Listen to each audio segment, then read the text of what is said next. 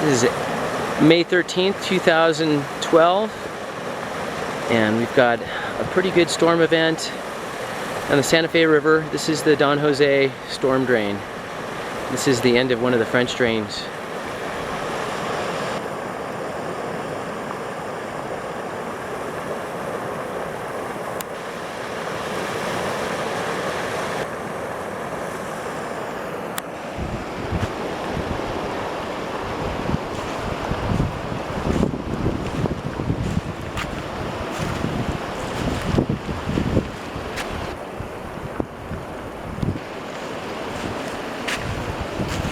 I'm going to be looking up towards the source of the water.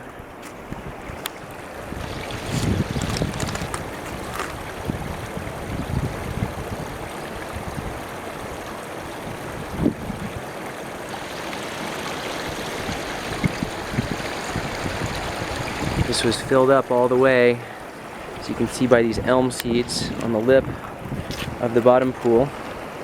But right now it's flowing down through the top course, just down below it, and spreading out on this, instead of a channel, it's got an alluvial fan, so it's spreading in all directions, some percolating down into the ground and some making it down to the river.